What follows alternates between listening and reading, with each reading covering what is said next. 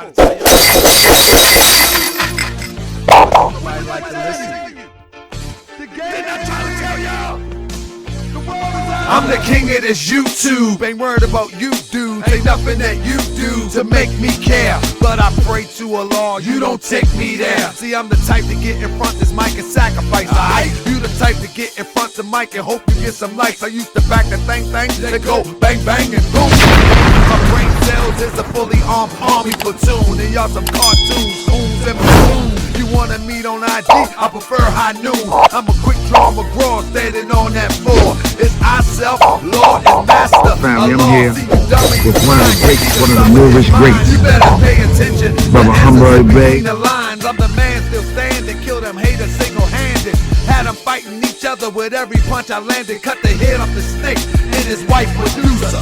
And after SaNeter got the rest of them losers. Enqi, yuck, Neil Bay. Welcome to another edition of Moist World TV. I am your host, Brother Taharkabey, and today we are in studio with my brother Ausar. And I'm gonna say Ausar because I'm gonna allow him to introduce himself because we have some new developments of his station in life and his station in his professional life. So with that being said, let me allow my guest to introduce himself. Welcome to Moist World TV, and we are in studio for the first time. So brother, the floor is yours. How about you introduce yourself and tell the people who you are, where you from, and a little bit about yourself. So how far do you want me to go? How far you want to go? I mean, some call me Manny, some call me Dennis, some call me Ausar. I'm from Northeast Baltimore. I say born and raised. Neighborhood I lived in most of my upbringing, they call OYC, Old York and Cater, in Northeast Baltimore. You over there by Greenmount? Well, yeah, Greenmount. Up from Greenmount. Up from Greenmount, yeah. They used to call, you never heard of Old York and Cater? Oh, you're a Naptown brother. Yeah, but I'm very familiar with Old York and Cater. Yeah. But that's up. But what I'm saying is that's up. It's Greenmount. Yeah, right. Greenmount. But Greenmount's another neighborhood from the but it changes into York Road. Yeah. From a colloquial sense of Baltimore, that's a whole nother neighborhood from the, I guess I can say when you're trying to black people or the black community's perspective, they have created their own neighborhoods, which also were at one time, like, if you could say, like their own forms of gangs. Right. Yeah. Right. So yeah, Greenmount will be another gang. Old York and Cater will be a gang. But so Old York. Now I want to get this right. Old York and Cater, would that be up there by that restaurant on that corner that everybody goes to? I think it's like a little deli cake. What is that near? I'm telling you, it be going down over there. Got the gas station over there, the BP, and it's a little intersection. You talking about Old York? I mean, you talking about York Road and Cold Spring. Yeah, but that would be included in it. But the main hub of it would be if you go down a little to where before 43rd Street. Okay. Like if you go up in that neighborhood between Argonne, Argonne 43rd, let's say north of that, and Old York Road York Road is sitting. You back there by Old York Road. Old York Road and Cater Avenue. Yeah, that's a very hot neighborhood, especially when I was growing up. Yeah. And so I grew up in that neighborhood. My father reared me in that neighborhood. My mother reared me in that neighborhood. And it was hot. I mean, it was crack central, However, I will say that the teachings, the family, my father actually chose to bring us back from Glen Burnie, for many reasons. One thing he said was a little too much white culture going on out there. That was one of the reasons. So we came back into the city. I mean, the city. And I like to say that my African city upbringing helped, let's say, protect me and help me survive and thrive in that environment. Oh yeah. So what was the premise of your African culture upbringing in your younger years? The premise? What was the premise of it? What do you mean by the premise? The premise of it, like, some people kind of lean towards Kemet, some people kind of lean towards West African cultures. What was your foundation? Was it in all-inclusive Africa? What was it? I would say, from my standpoint, now my father would tell you something probably a little different, but maybe the same. Because my father was younger, right? I think it was a mixture of all those things. Okay. I saw a little bit of Huey P. Newton up in him too. Right. I saw the wicked chairs. I saw the evolution even before he started looking as sharp as he looks right now. Right. I've been through, but really the premise was love African people. Right. I mean, black or African or what have you is beautiful. Right. And to some degree, I mean, he really was successful. I think that somehow that has instilled in me that we are great.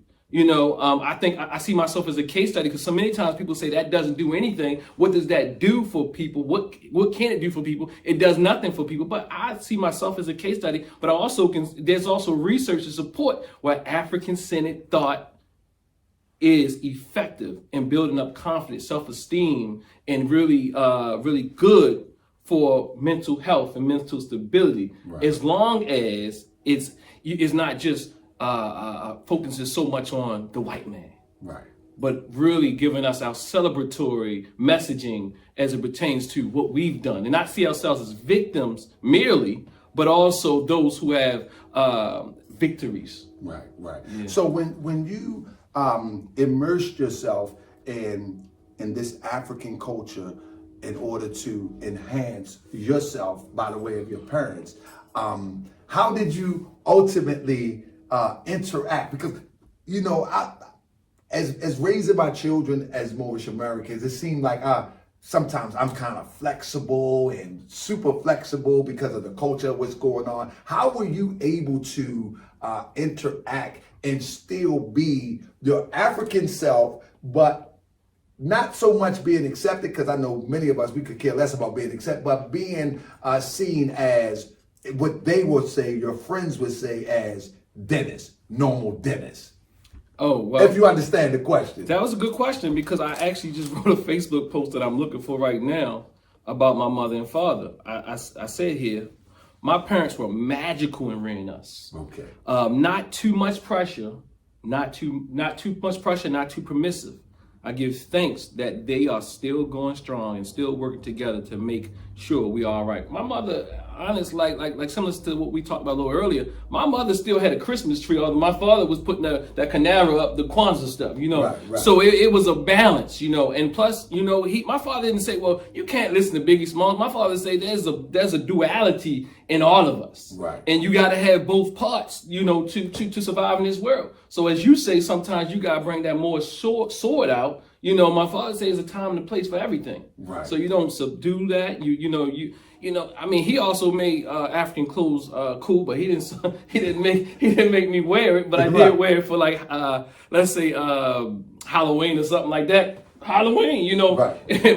That's probably nothing that he really participated in. But he said, look, all right, if you're going to participate, you're going to be African when you go there. Right. I think that's phenomenal, due to the simple fact that many people that is reared in different cultures, whether it be Islam, whether it be Moorish, whether it be Afrocentric cultures, Mm-hmm. Here in America, we always trying to find our way and try to find our balance. So hopefully that will help somebody. So as you went towards high school and you went towards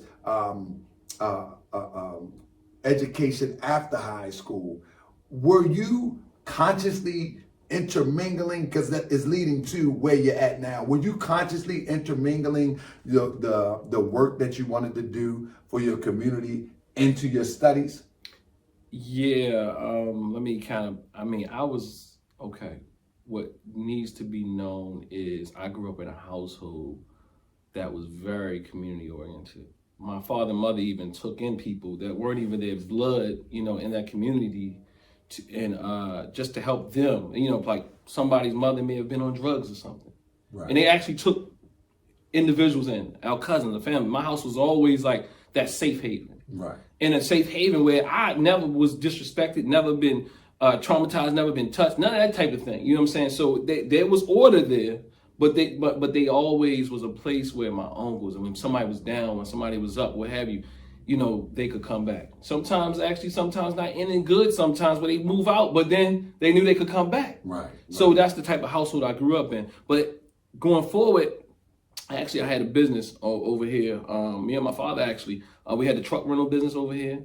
So in my early years, like in my 20s, even before then, since I was a young man, I was a business person. Right. So I am an entrepreneur, and what happens is, in my 20s, I really have been really successful in business. I'm saying beyond what many probably people even know, right? So I've seen some dough, you know what I'm saying, in my 20s, which woke me up.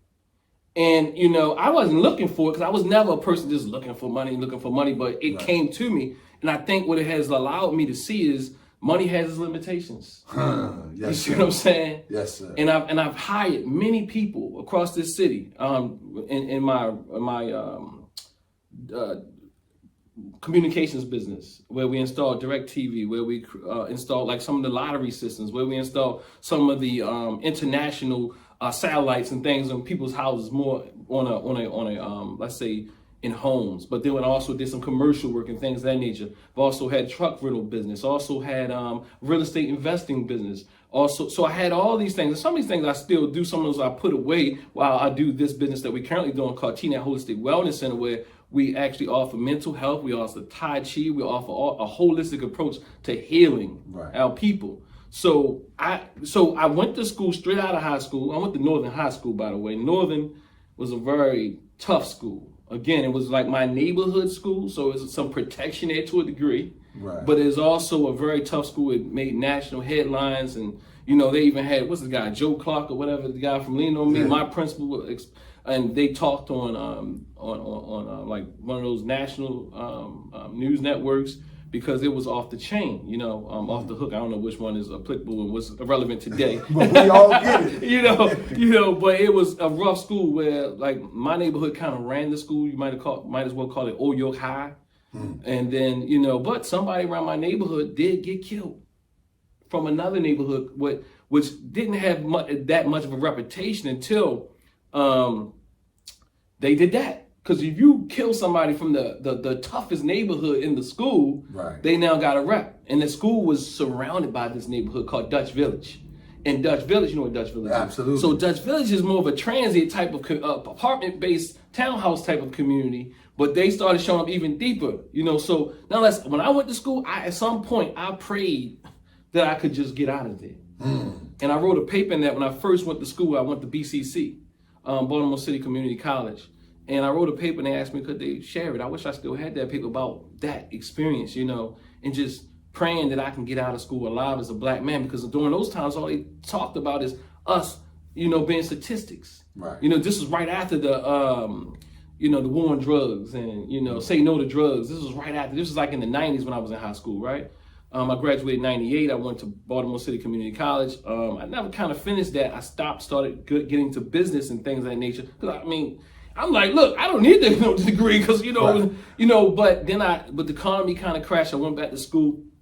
I never really stopped that much, but I kind of went to part-time. But then I picked it up after 2009, went back real strong. And then I stopped a little bit to build what we call the African Village. I was one of the ministers under Dr. Ray Hagin before we parted ways. I was, which is called the African Village and Cultural Center. 1 second. Honey, you got to turn. We conducted an interview. You come in, but just don't have your phone on. It's not. It's not. So you start with the African Village. African Village and Cultural Center, where I was where I learned a lot from African Village and Cultural Center. I was we had a study group. Then I became a minister here in Baltimore under Dr. Ray Hagins.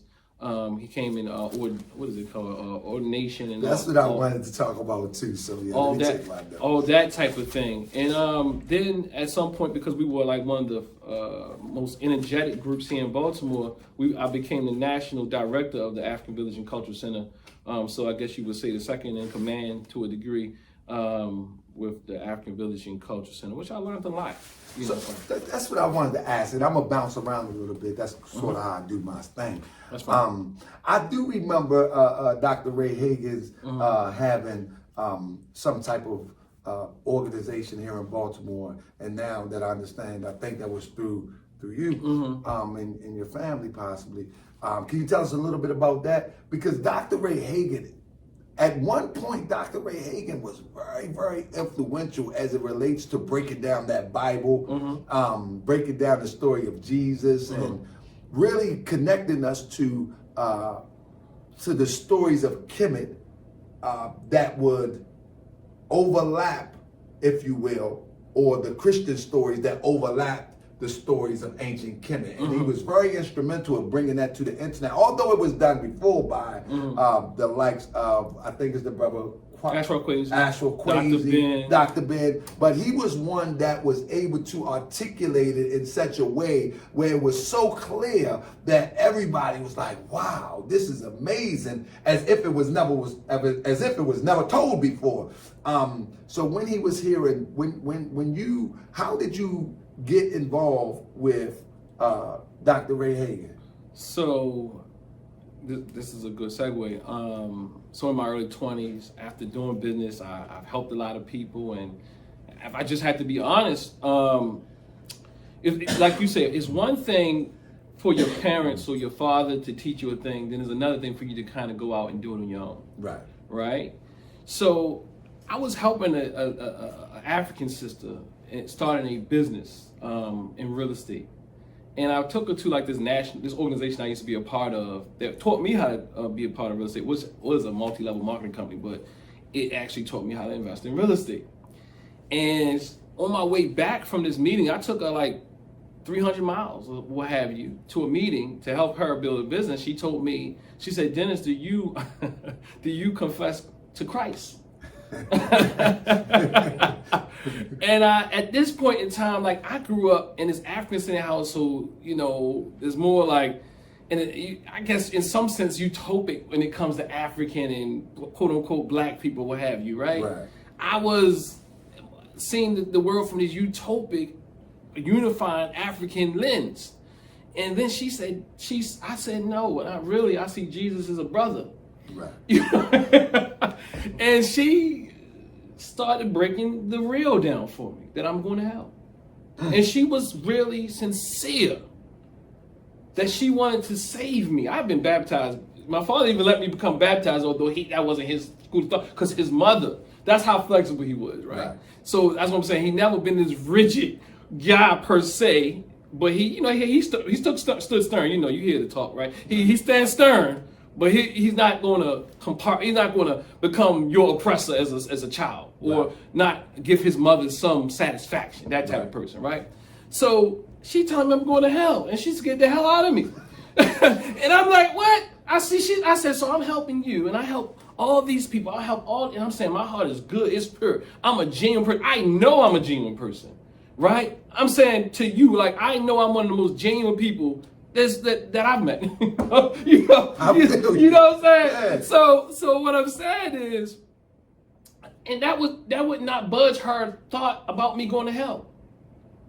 I said, so I can help you, I can be good to my brothers. You tell me the guy over there can bash you in the head, shoot you in the face, and he not going to hell as long as he confessed to Jesus Christ and he rose again on the third day and all this type of thing. Yes, Dennis, yes, Dennis, yes. And I was like, oh my God. Then my Afrocentric upbringing, the Tony Browders and the Ashwell Kwasis and all these people just came to surface, like, okay, and I have children. And this is what they're gonna have to deal with? And I didn't really know the Bible like that, to be honest with you. So, because I went to like the Dr. Ben lectures and all these different lectures my father took me to, but I didn't know nothing about no Bible. I went to this church here called the Universal African Church, or the Maya Temple. And they told me that Jesus was just a man like me. He was a brother though, and I can be like Jesus. You know what I'm saying? So I'm like, I'm confused in a sense. So I said, hold up, I gotta do this on I gotta figure this out, because I can't even debate her. I'm like, so I asked my father one day, I was like, I said, Dad, I should probably say Dad, because I call him Dad at that point, right? Dad, you got somebody I can study or do something like, he was like, they got this guy named Ray Hagins, right? I thought, and then he was like, he's in DC. So I started looking him up, then I forgot his name, and I went back and he told me his name. So I started listening to him on his radio show, WBLR, Black Liberation Radio. So I just like engrossed myself in learning what was going on there. And it was very freshening, because and part of the reason why Dr. Ray has this connection or had that connection is that he has a very Christian disposition, right? And he can sing and he can charm and he can do. I'm not saying I'm not saying that. Don't mean to cut in, but I definitely agree. He got that. You ever hear the Christian minister with the baritone, like that vibration, and he talks with the magical Yeah, and although he slowed that down over the years, right, and what he slowed that down and became more scholastic sounding, I will say, right? Scholastic sounding, and so, but he brought that more of that. You can't handle the truth. Like he brought more of that, and and he had like the punchlines, and then he made the messages. Like the verdict is in. Can you handle it? Like he was really good at that, right? And I'll be honest, I picked up a lot of good things from my experience as far as presenter and all types of things, right? I don't got the what you say, I can't do that, because know that he do that at some point in time. But so I started having a nice time on the radio, listening to WBLR, and I say, you know what, I want to be a part of that. And honestly, to be honest, like I will give my father credit for introducing me to lots of these people, from Dr. Ben to Astro Quasi to Dr. Ray, and all these people, and all these people with these advanced degrees, which you want to go forward towards. And I saw Dr. Ray Hagins, and I saw, man, he had a degree in this and a degree in that, and I saw that he was in psychology. And I always, from my father loved psychology, and I love psychology. You understand what I'm saying? And I love to really analyze. My father told me the other day I've been analyzing people since I was a little boy, but I was naturally gifted in that, right? And for whatever reason, right? So I was inspired by Dr. Ray and Dr. Ray Morgan and all the people I began to. Which is one of Dr. Ray's friends, which is a lovely gentleman up in New York who also does holistic medicine and also have an MD and an OMD, and he also is an architecture, right? And they call him Imhotep. We went to Egypt with him as well. But let me get back to the question. No, you're good, man. I'm like traveling with you. We're just talking about the effect that Ray Hagin had on your journey, basically, in short. Well, mostly positive. I had some differences with Dr. Ray, but for the most part, there's no love lost. Let me ask you this. Let me have a sidebar chat real quick. Were you around the time when Ray Hagin was, they would say, set up by the conscious community? Well, I would debate whether he was set up completely, right, and how. I would say it's a little bit of both. Well, that's what I say. They say they know that the idea was that he didn't know he was in for a debate, et cetera, et cetera. Oh, well, yeah, I was there. Yeah. Oh, you was there? Yeah, I was there. I know that. I'll say this. I know SaNeter was BS, because I already knew. See, because Dr. Ray had made it public that he's not debating. Right. You got what I'm trying to say? And I came to the Wesley Muhammad debate like, what is Dr. Ray going to say to him? Because, see, Wesley Muhammad started the debate off saying, well, I'm not going to talk about Islamism. I am not going to talk about religion. Yeah. I'm going to talk about history. All that type of thing. Yeah. And I said, what Dr. Ray going to debate? Because Dr. Ray don't debate history per se. He debates religion. Right. Religiosity. Right. Christianity, moreover. Right. That's what he really debates. But even he debated Islam to a degree, but not per se. But even he debated allegories from what was real, what is unreal, and all these types of things. He's not really going to debate. He's not going to be able to even stand the ground with Wesley Muhammad to a great degree on a historical level, even if Wesley Muhammad's false. Right. Because you can be really good at teaching falsisms. Oh my goodness. You see what I'm saying? So the thing is, if you in his history, you did 1,000. At least he has a doctorate in Islam or what have you, right? Mm-hmm. He did a whole dissertation on it. Who? I know that I didn't do a dissertation on Islam. So because what little I've read in the book, I know that Wesley Muhammad will be able to make, even if he's wrong, he will make me look like I'm wrong. Yeah, because he didn't research this thing. He can slap you in your face with all types of stuff you never even thought of, and that's how he's going to win. Right. Right. Especially on the stage, like on the SaNeter stage. Yeah, absolutely. Yeah. Because he's going to start putting stuff out there that you he didn't study so much stuff, he can lie and make it right. Do you remember after that they tried to make Dr. Ray Hagin out to be an agent? Well, that's what they do all the time. You remember that? Yeah, well, see, okay, part of it is they did try to make him an agent, and a few of the people, I would say, even was messy. I'll say some names like Enqi. They just start making all types of lies. That was really messy now, too. I have my own differences with Dr. Ray Hagin, Right. But that stuff was false. Right. You see what I'm trying to say? Like, I think it was something that he was a policeman. Well, he was a police. And he's still the police. No, and he's collecting intel, and this is the Whoa. reason that he's here. You remember? Yeah. I mean, it got really, really messy. And now what we're talking about is the history of yourself, and we're talking about the psychology of the conscious community. So this kind of fits right in. So maybe you can elaborate on that a little bit. Well, he was a police. Yeah, absolutely. He said he was a police. Absolutely. But I hear that he was more of a chaplain. With a gun, because up there the chaplains carry guns up in Jersey, what have you. If you want to, because he's also ex-military, so that would be a good fit for him per se. Right. He was a well-known preacher up there in Jersey, So yeah. Right. So when they begin to characterize him as an agent infiltrator, were you still with him? And if you were, what were your feeling as they tried to make this guy that was so influential now to be an infiltrator agent? See, I think, so Dr. Ray he's never been what one that did not have some type of controversy around him. Okay, I got you. So it depends on what part of the what period of time you're talking about, because some of this is they've been making him an infiltrator for some time after that debate. Right. But after what happened in was it East St. Louis? What is it? Ferguson, Missouri. That's what really put the cap on Dr. Ray. Dr. Ray put the cap on Dr. Ray. What did he make a statement about the brother Brown?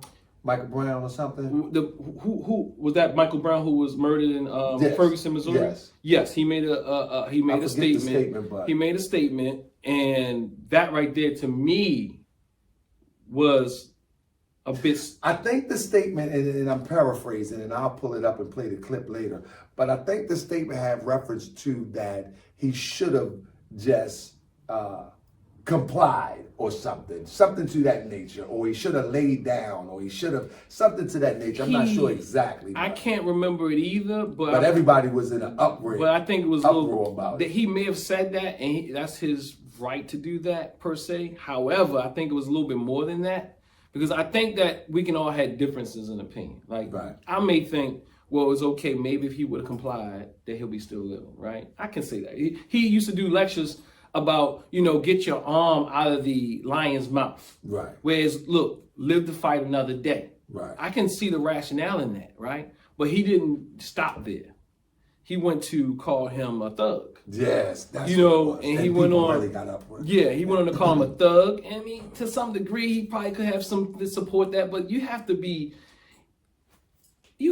conscious. You don't have to be, but especially it's recommended, especially if you represent a group of people, right? And one of those people being me. You have to be conscious of how that's going to impact your institution, how that's going to impact those around you, and so on and so forth, right? When you go out and you speak, and that's part of the issue I have with some conscious, quote unquote, organization circles, because there's they sometimes think they can say what they want to say, and there's no repercussions for the people that's with you, and even you. So to now go on, he almost seemingly went on a rampage about how he was a thug. He went on other people's shows and he kept talking about it, and I think if I recall, I can't remember. I didn't like that. I know I didn't like it per se, and even if I say an inkling of it was true. I say it was true. Sometimes you just fold sometimes. Let things surface. Let things settle. You got to be more, you have to have more care when you're doing things. And you have to, and as a psychotherapist, me being a psychotherapist and he being a psychotherapist, he should know that. Now, I'm saying... 1 second. Yeah. Him being a psychotherapist, he should know that. Let me... Okay. Okay, it's going good.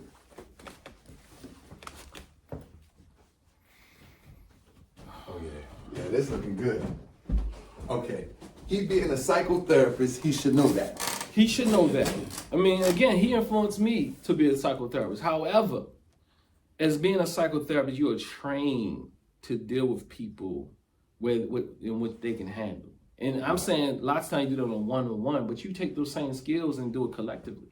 You understand what I'm trying to say? That's why you see me. Sometimes I don't get into certain debates. I don't. You be real low key chilling. Yeah, I don't I'm not really rah because I understand people have their perspectives. Right. You understand? I respect people and their perspectives. So, and that's what psychotherapy is about. Really understand perspective, and sometimes in some way trying to get people to see some other perspective. But also, psychotherapy is this trauma-informed approach. So you approach things understanding one's trauma. And we know as Black people, or Moorish people, or African people, that we've been traumatized in this country. Absolutely. And so we have to be careful with caring with people. Some people say this brutal truth. Maybe back in that day, they didn't have this trauma-informed approach as much as now. Trauma is big now. Right. So we understand trauma a lot more. So maybe his, and I think I've heard him say it, is more of a cognitive, and cognitive it has strengths, or maybe more brutally honest type of approach where you challenge people to see. But we understand it doesn't work when you're dealing with people who've been traumatized. I'm not saying all that Dr. Ray said was false, but what I will say is you have to be more careful in how you intervene. And that's what you do in a clinical room. That's what you do when you talk. This is an intervention which you put forth. You're intervening. I've seen you intervene. I've seen you on a seat. I've seen you talking to some of the things. I said, damn, Taharkabey did better than me, what I would have probably did on that thing. I'm just being honest. When you dealing with some very, touchy subjects such as molestation, being a part of a cult, I've seen you intervene in manners that were very, really careful. Now, sometimes I've seen where you go a little bit off the edge, but we all have those days too. Right. But for the most part, I said, man, Taharkabey, man, he does a good job. I told you that. Absolutely. And I really mean it. I'm like, well, you got a skill, and that skill is a good skill. Can you give us a history of yourself as it relates to being a psychoanalyst, if you will? And because you said that your father said, you've been analyzing people since you were young. Can you give us a history about yourself and your education in the field of being so analytical as it relates to personality, in particular the personalities of our people, which many of those personalities has become our own detriment in our community. Okay, so I'm not a psychoanalyst. I could be, but that's not the school of thought. I always see that. For most of us, that's like saying a whirlpool when we know we're talking about a hot tub, right? Got you. So psychoanalytic theory is more of a Freudian theory. Freudian psychology does, and has a part in all psychology, even though I would say it didn't come from him, because I don't want to scare people thinking Freud made this up. He did like most Europeans do. They kind of making a framework out of what's already existing and call it something. Right. You see what I'm saying? So my history though, so I went back to school, and I went to St. Douglas College, and I graduated from there.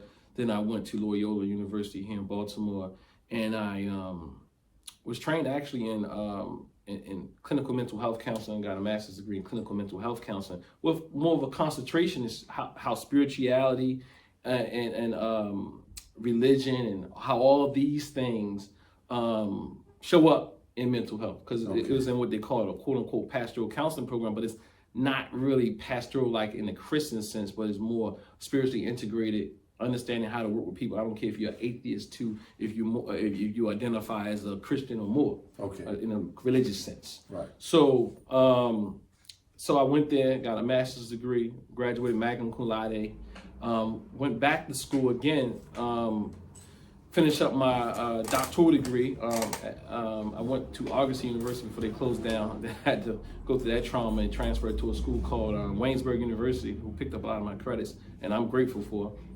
Well, I just finished my PhD. I just defended my dissertation on measuring the relationship of race-based trauma, Black identity, and spirituality. If I can say that in a nutshell. Well, that's a lot. Race-based trauma, Black identity, and spirituality. Yes. And you have a doctorate. And what exactly say you? So is it a doctor of philosophy? Of philosophy. So it's a PhD. Okay, a PhD. Okay, man. Congratulations on that. Right. Due to the simple fact, man, we don't have enough. I don't think we have some, but I don't think we have enough people in our community that can say, listen, this qualifies me to talk to you and to give you some pathways towards solutions. And so when we look at one of the things that this is going to be presented on YouTube, and being presented on YouTube, it's automatically going to fall into the category of the conscious community. And you have told me for years, like, there is no conscious community on YouTube. There is no, these people that say that they're conscious is nowhere near conscious, and there is nothing community about this conscious thing that we see on YouTube. So this will be categorized as that. But as we look into the conscious community, YouTube conscious community, if you will, it seems as if that our people has taken this YouTube presence and have turned it into a show for to feed the ego.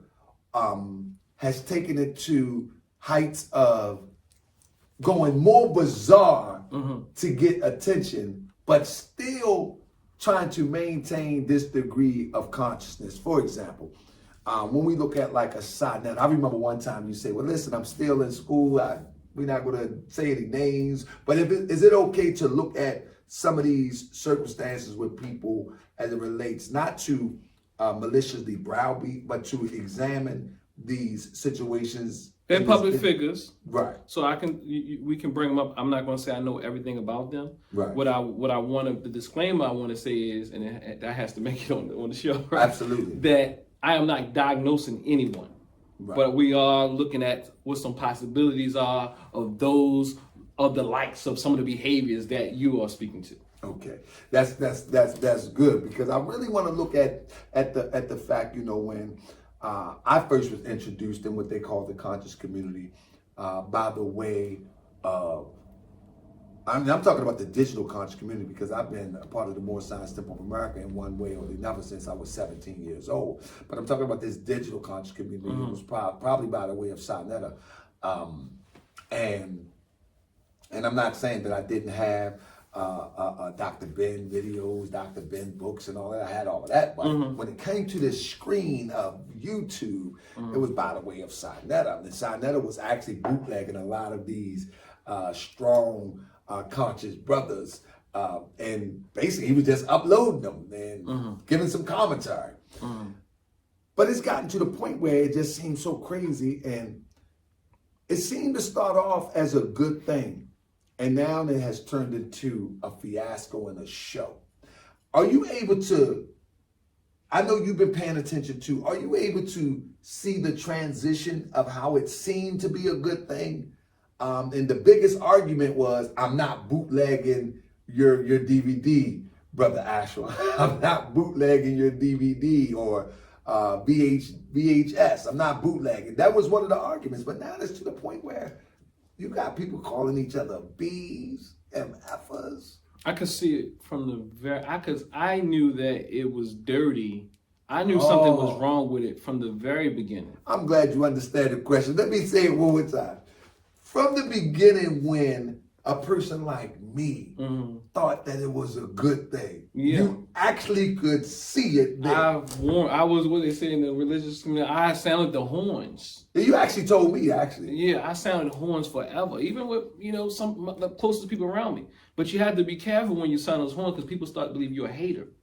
You see, we got into that before, but we'll get to that. you know, and so to some degree, you have to be, again, careful on how you intervene. You know what I'm saying?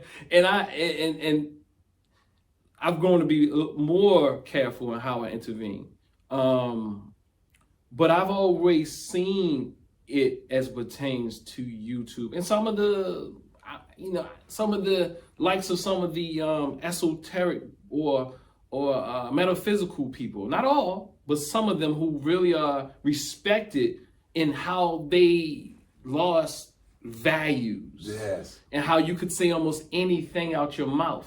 And even some of our elders, I would say that where we lift them up so high that everything they did is now God or the word, or like, just because one of the elders was taking shots at the other elder, now I'm mimicking that behavior. Yeah. So to some degree, it becomes ordained in a sense, that I can do it because Dr. Such and Such did it to such and such, and so on and so forth. So, man, I don't want to name drop, but to your point, man, I was disappointed when I seen my brother James Smalls do that. And do what? Take a shot at, at another elder. Okay. And I was like, it's like I'm going to get into this energy of this SaNeter thing. And it really made me feel some type of way, but and I actually did a video on it too. On what? On Brother James. I don't know what you're talking about. Yeah, and I don't want to bring it up, man, but I was kind of disappointed. But it lends itself to you seeing it develop, but many people did not see it coming to this. What did you see to know that it was coming to what we see now? Right now, it's like love and hip hop. Okay, I've saw or housewives, or them. Polight. He said it. He was honest. That's what narcissists do. I'm not calling him a narcissist. Well, in a loose sense, not a clinical sense. Right. But that's what they do. That's what they do. They tell you the truth so that they can say, I never, ever, I told you that. Right. You knew what you were signing up for. He used to say, look, we have to make this, we got to put a little nigga on it. And we gotta see the people, and then he downplayed the people. See, their minds are not as expansive and, this and that. So we gotta bring it down to how Desperate Housewives level. He used to say things like that. I got a video, I don't mean to cut your wisdom, but I have a video, and I hope I can find this clip where he said, we need to package this up like dope. We need to package this up like drugs. We need to sell this consciousness the same way they sell dope on the streets. And that appeases our trauma. That makes us feel good. It's easy for us to be that way. See, trying to be righteous is a lot of work. So now, to some degree, when one is saying and really saying things to that feeds your ego or allows you to be you, ignorant, it makes it easier. I can still be a N-word.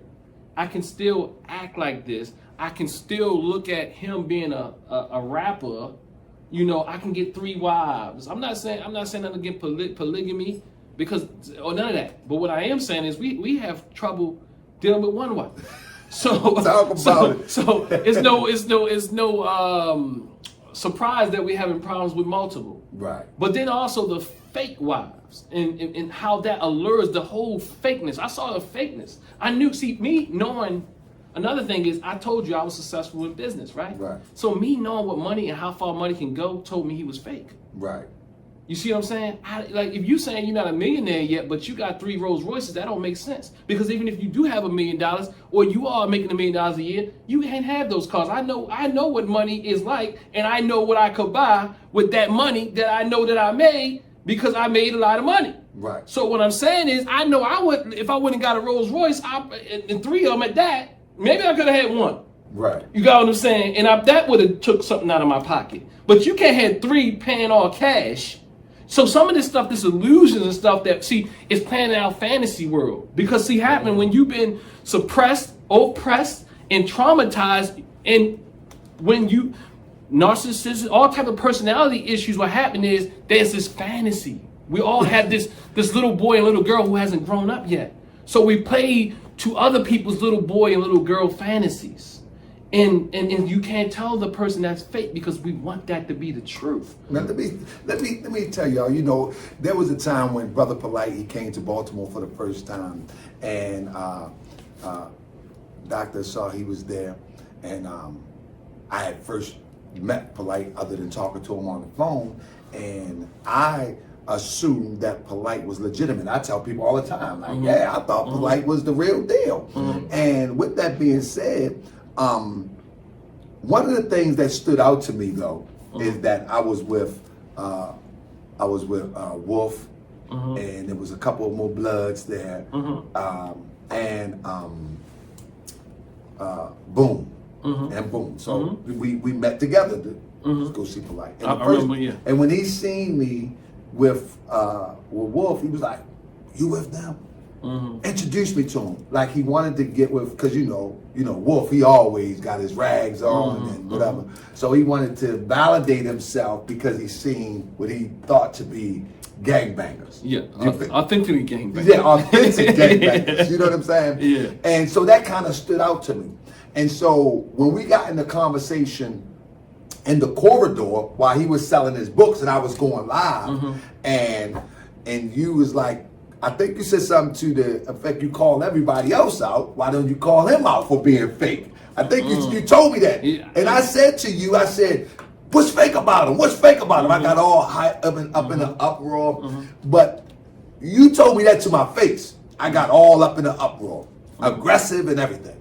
And then I told you I love you, bro. Yeah. Get that shit away from us. But you know what happened though? The next day, Wolf and his blood homies, they were actually going to feed people under the bridge, and Polight showed up, him and his wife Aminette with the camera. Now, the thing is that before he showed up, he asked me, because he didn't get Wolf's number, he asked me what they doing, et cetera, et cetera. He wanted to join them. Now, let me just fast forward to my point.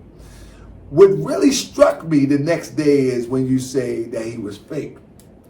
You said the next day? The next day. That was a Saturday or a Sunday, if I'm not mistaken. No, it was a Sunday because I couldn't make it. I had to teach class in the temple. So I couldn't make it. But I met up with him so Wolf could meet him, and then I left and had to go to the temple. And he had on the same clothes. Wow. He had on the same clothes. He had on that shiny gold jacket that he wore on stage the night before. Now, he was claiming to be in the money at that time.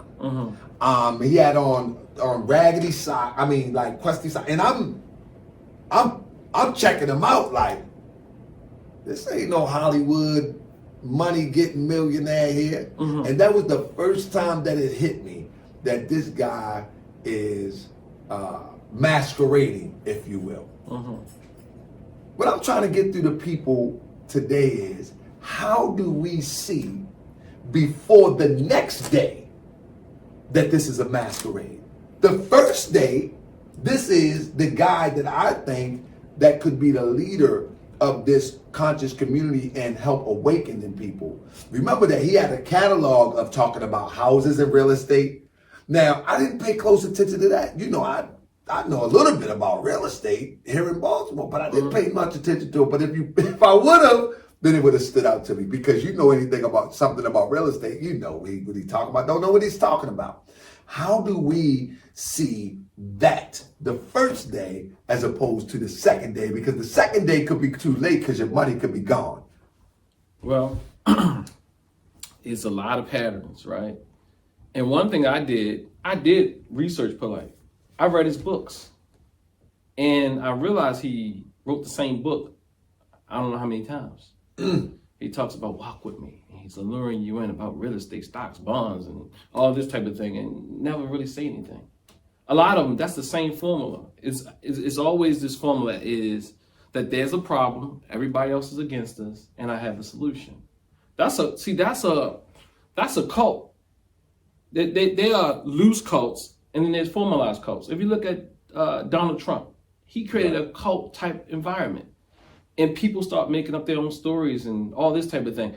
There's a formula to creating a cult. Cults aren't all bad, but this is very bad. Right. What I mean is, I'm the stuff. I have all the bravado. I have your answer, and it's just simple. And he has a simple one, but then he has all these people that's coming against him. People who are reputable don't have so many people saying something about them. Right. It's like I've done real estate. I done had many classes, workshops. I have people holding up checks saying that I helped them earn a check. Right. There's probably not one. I'm going to say it again. One person who's saying I took their money. Right. However, that doesn't mean that I hadn't had people who I had to kick out the program or told me that, but I didn't ever take their money. And another thing, so what, it's not about me, but what happens is when you see people have these multiple things and you start seeing the patterns of people downplaying other people. Well, they tried it, they stupid. No, people want hope. And they are hope hustlers. You understand? They're playing on people. So that's one thing. You flashy. Now you flashy, you always argumentative, you're always creating an enemy, you always talking fast, you always got problems, you inconsistent, you grandiose. Like, to some degree, this is what people have to do. People have to check themselves and realize that they have to, it's like a drug. We're addicted to this personality. And we have to begin to realize, what does trauma really mean? What does abuse really mean? These aren't the first time they've been abused. Right. People who have been abused are more likely to be abused. They are attracted to it. You understand? They're looking for a daddy. We have to understand we have issues in our communities and in ourselves that we have to overcome the shine, the light, the glitter, and listen to ourselves. We see the red flags, we overlook them. You understand what I'm trying to say? We don't give people enough tests. We are so hurt that we'll take anything. So, I mean, there's patterns. I would say look up narcissism. Study narcissism. Study gaslighting. Study, even the gaslighters are starting to say these words on other stations. Yeah. You see what I'm saying? See, they're learning it, but they are the gaslighters. They're the ones who really making you think that there's a problem. Anybody who tells you that you keep giving your money to somebody, you stupid, don't understand human beings. You understand? That is gaslighting, because people want to do something. They want hope. They believe in you. They believe in people. They want they bought into this collectiveness. You know, they bought into the unity. They believe in it.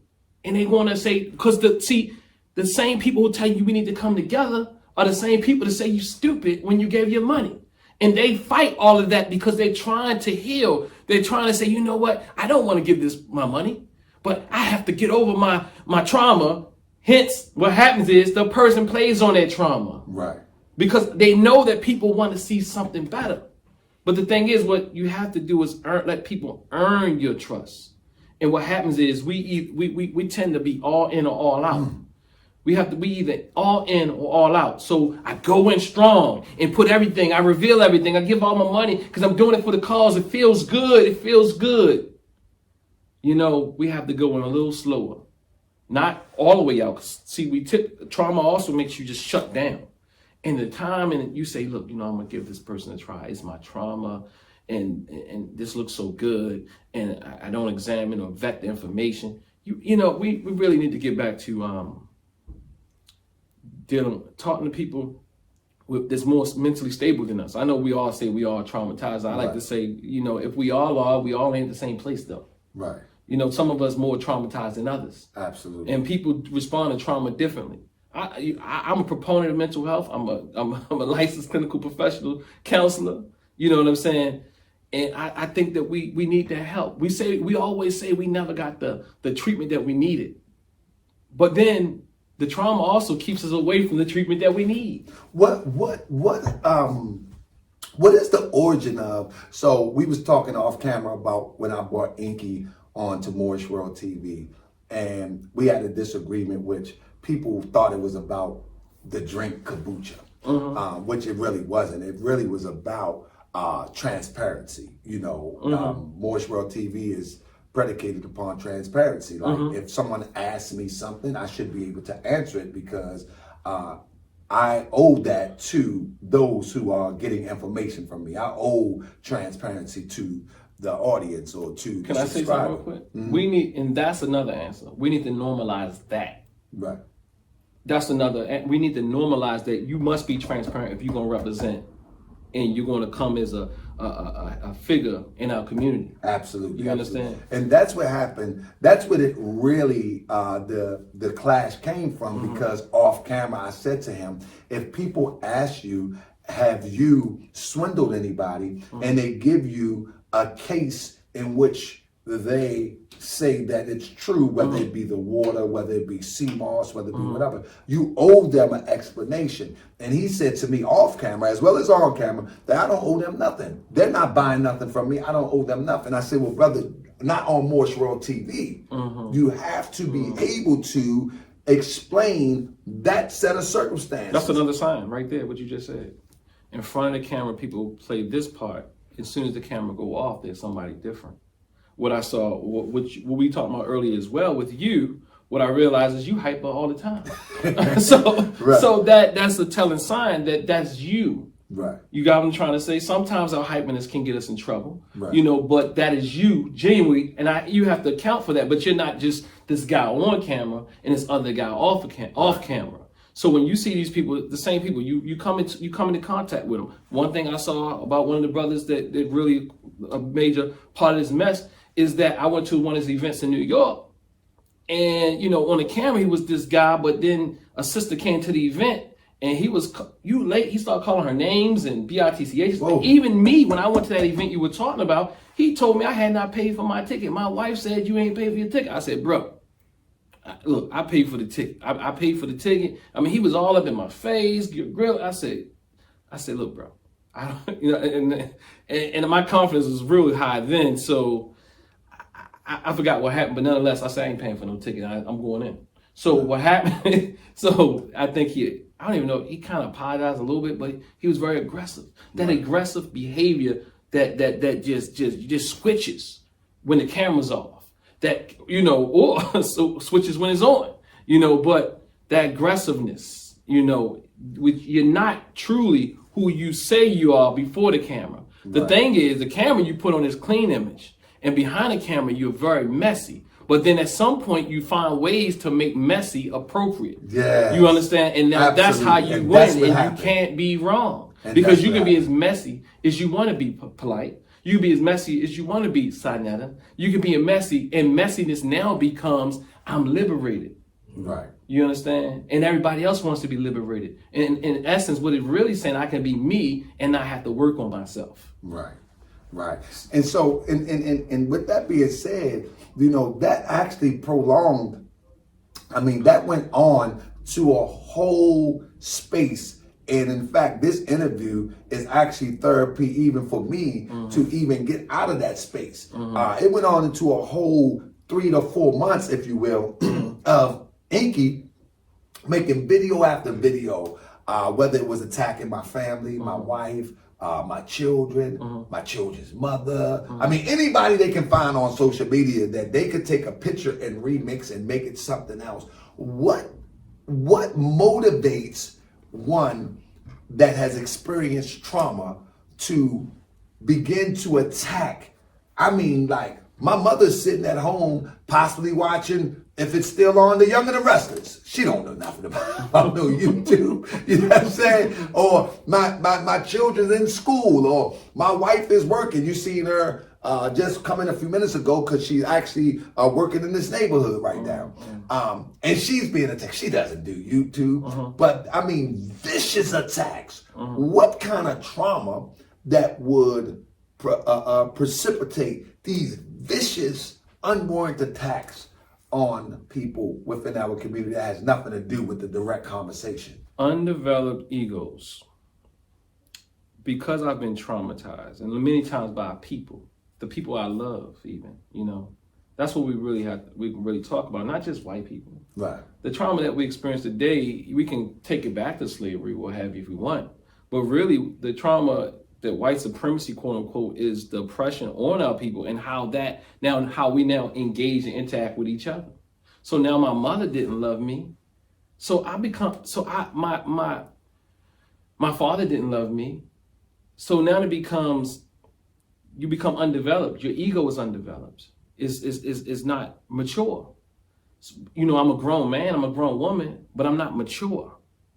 So it's this little boy, it's this little girl who needs attention, who needs the love they never got.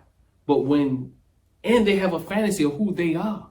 If you look at the clothes and all the teeth and all these different things, it's a fantasy of who they are. Right. And then other people share in that fantasy. They call it shared fantasy. And the people who share in the fantasy often become abused. That is actually a thing, shared fantasy. Yes. I like that. Yeah, so it's a shared fantasy, right?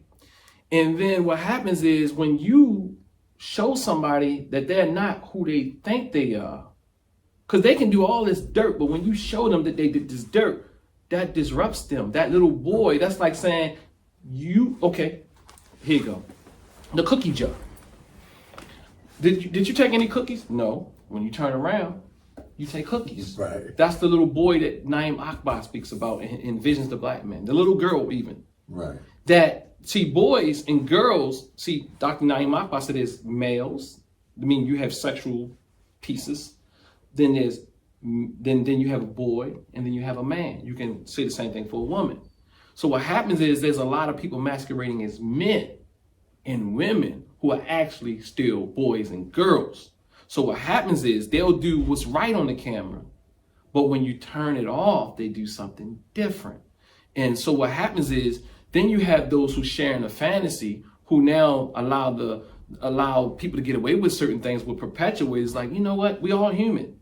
We all human. We all make mistakes. But see, the problem is they keep making mistakes. You keep finding a way to slip your Enqi in somebody and somebody else. You can't keep making those mistakes. Right. You see what I'm saying? You can't keep smacking people. We are whole people who did something one time and learned their lesson more accountable than these people that we believe in who continue and perpetually doing it right in front of our faces, because our mind can't. The mind is a very interesting thing, and people have been abused. Sometimes they learn other people's.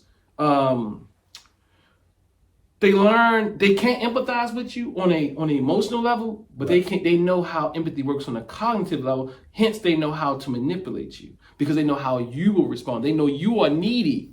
They know that people are codependent, and they know that they can say anything today and then change it tomorrow. And they know that you would empathize with them as a victim because he was a victim. Even the whole thing about Will Smith, I'm not going to get into all of that, but there's a truth about a person being a victim, but that does not give him license or her license to continue to beat the hell out of other people. To victimize other people. Yes, and so that's the thing that we get missing in. So that's what allows this perpetuation. And also some of the stuff is normalized in our community. Trauma is normalized in our community because we're used to saying harsh things. When you say don't cuss on my platform, they're like, what is that? Why can't I cuss? Yeah. They ain't just slipping some words. They showing that they're dealing with trauma. On your platform, I saw people, and I saw you looking like they drinking in front of you. And these are supposed to be our revolutionaries. Do you think that? Yes, they drunk. Their mouths are so. It's above potty. It's extreme. It shows that you have a lack of discipline. You need to find your religion. You need to find something that you got away from to keep some order. You have no value system because people, little boys and little girls, have not yet reached a developmental point where anything outside of them means anything. Everything is them. Everything goes back to them. And that's what happens when a little child has a tantrum when I can't have a cookie. Or you said, I told you I didn't steal the cookie, but now you saw that I stole the cookie, so now I want to have a tantrum and fall out on the floor, and that's what you're seeing. Man, that's amazing that you say that, because I got a 3-year-old, and we try to raise our 3-year-old as natural as possible without breaking them. So when he does something, we find other methods to correct it without, the harshness. You know what I'm saying? And man, he falls out, and I'm trying to find a way. I'm thinking about how my mother would have tore me up. But in today's world, we don't want to break our children because we know better, we do better. And what you just explained is what I can parallel my 3-year-old to actually what has happened on social media. Yes. It's a parallel. Their egos. Because I never developed fully to become that man or that woman. I'm masquerading as a woman or a man. So what's happening is when I get caught, I go back to the 3-year-old.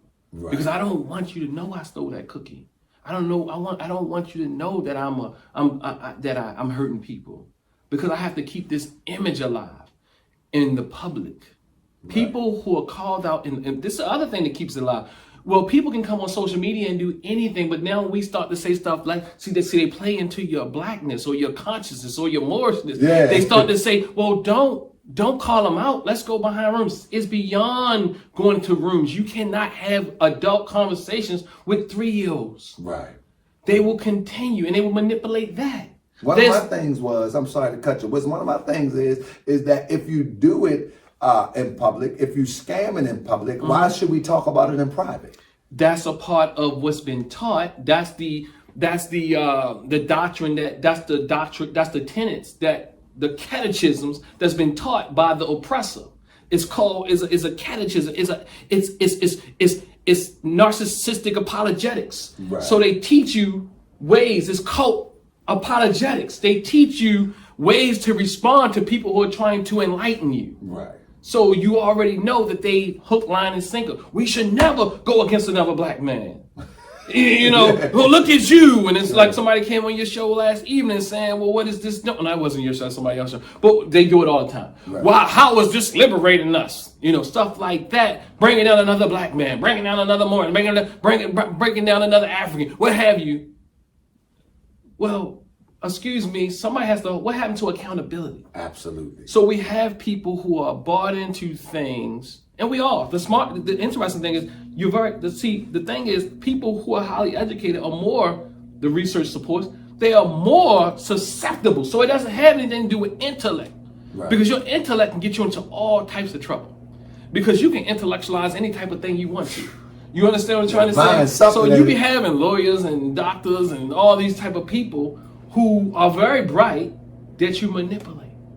Hence, you have people following you that now validate you. What you're looking for as a cult leader, a grandiose narcissist, a malignant narcissist, a cultural narcissist, whatever form of narcissist that you are, what you're looking for is people that validate you. Then you see people taking all these pictures and acting like they know somebody when they really didn't know nobody. And they start coming out, look who I knew, look who I sat with, look at this, and look at that. Look at this person with a PhD and this person with a PhD, and they start pulling out books and, all I deal with is PhDs and, all this old craziness that has nothing to do, okay, go ahead. It appears to me that I've learned the hard way that because I endorsed some people, I had people on my show. But I mean endorsed them as they were on my show, I was cheering them on before I really knew who they were. And many people asked me on my show, as recent as my position on Malik Zulu Shabazz. Somebody in the comment section, well, didn't you just do an interview with him last year or something, and now you're saying that he's an agent or something like that? And the point is about Malik Zulu Shabazz, he just has a lot of suspect qualities about him. He's been around 20 years. We don't see no accomplishments. We don't see no improvements in his methodology of liberation from a Pan-African perspective, from a Black Power perspective. We just see the same old hooping and hollering, Black Power, white man, cracker, whatever. And so when I choose to change my perspective on an individual, what is that thing that make people think that we are supposed to keep the same perspective? If I say today, well, no, I see it different now.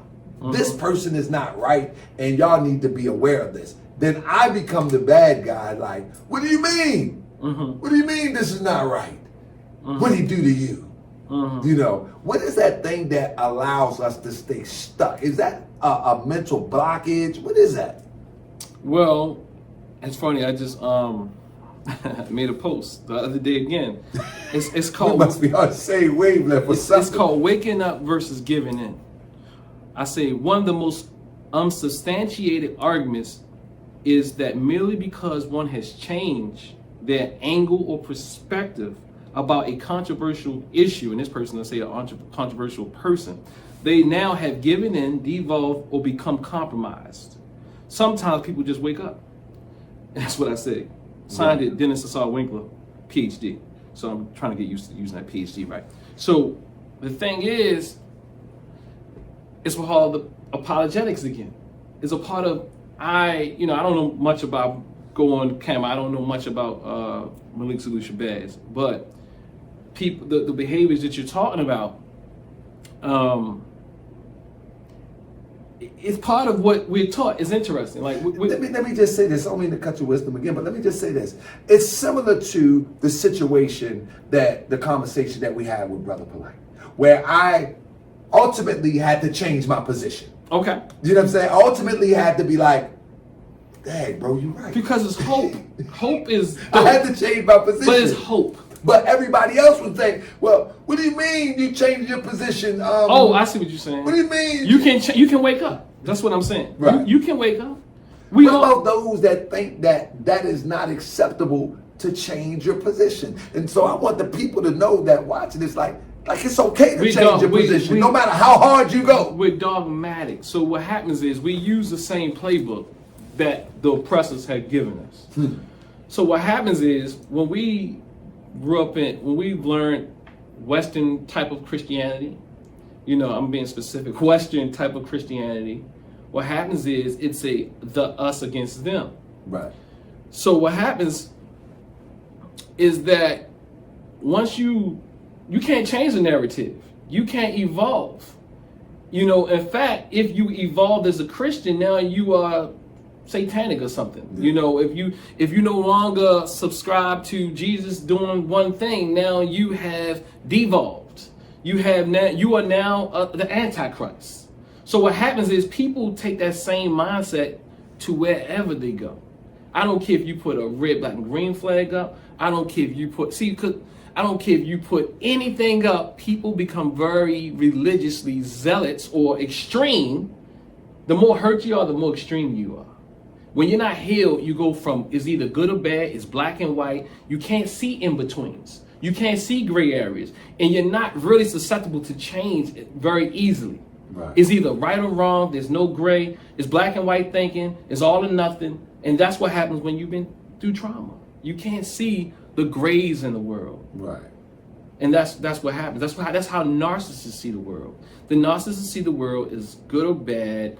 You're either a tool for them or not a tool for them. If there's something called, and it goes through the process where you idealize a person, then that's how narcissists work. They idealize you, you become the greatest, and then they devalue you. Oh, that person can't do nothing right. And then they start beating you up. And then after a while, when they don't need you no more, they discard you. And that's what you see going on. The next person. And they can do that forever. And that's what you see in a lot of the people, a lot of these figures that you see in the quote unquote internet conscious circles. And that's what makes them so attractive, because they understand you.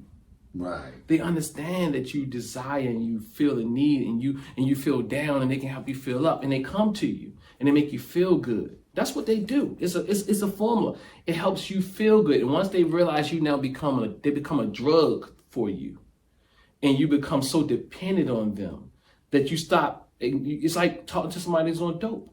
They can, you tell them they need to stop doing drugs, and they'll tell you all types of reasons why it ain't no problem, and how, right. Smoking cigarettes or what have you, it ain't no problem. People live longer, they smoke dope. Ain't nobody, look, people who don't smoke dope, they live long. I mean, my uncle lived and he smoked dope, and he's 79 right now, and Dr. such and such died, he was eating greens. Yeah. You know what I'm saying? So it's that type of mindset is a very addictive thing. We are addicted to personalities that are abusive to us because they are reminiscent of our upbringings.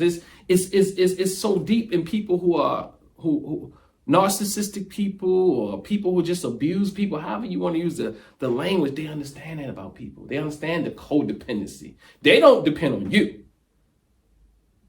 They do depend on you until they on you to depend on them. Yes, because what happened is in a narcissist eye, or a person who's a cult type of figure, they always looking for for affirmation because their esteem is low. Right. So I need people like I was sitting here with you at the event you gave, and I heard you say, bro, don't ever do that, give people all your money and do all this. Narcissists ain't gonna do that.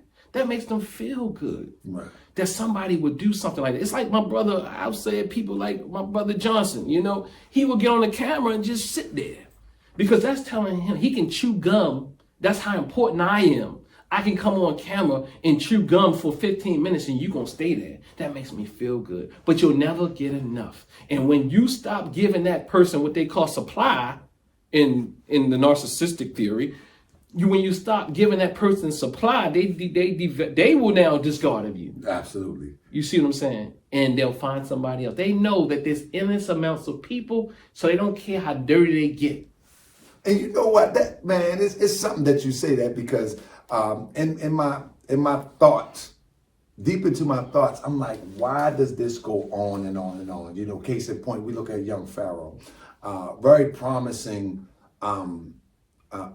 orator, if you will, if he would have had the right information and the right discipline.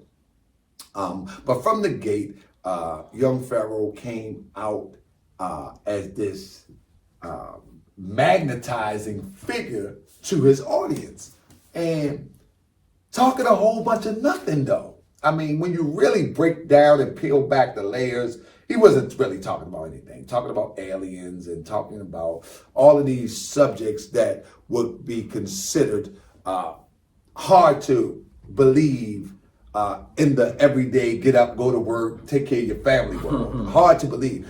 But he was able to amass a large following as well as some sort of financial support from this large following. And then we've seen within the past few years how he just went off the deep end. Boom, done, nothing. And now he's talking about, I got a video recently, he's talking about he's going to go and kill somebody. I mean, he's live on YouTube saying this. He's going to go and kill somebody. They're going to shoot him in the face. He doesn't care if it's in front of his children, his mother. This was like 2 days ago.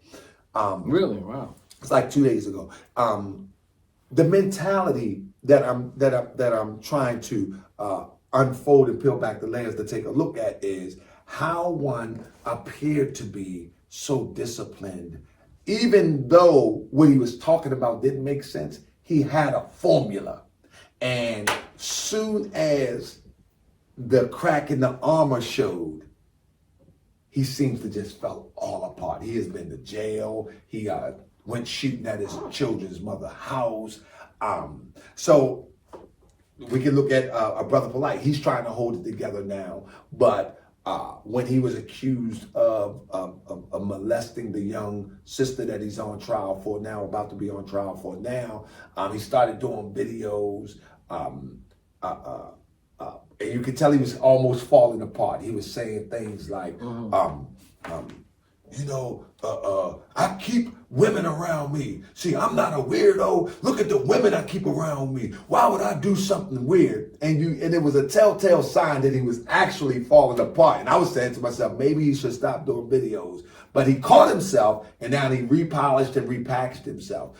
The point that I'm making is, what is that type of thinking that you are so controlled in your presentation, then when the crack in the armor comes, you lose it.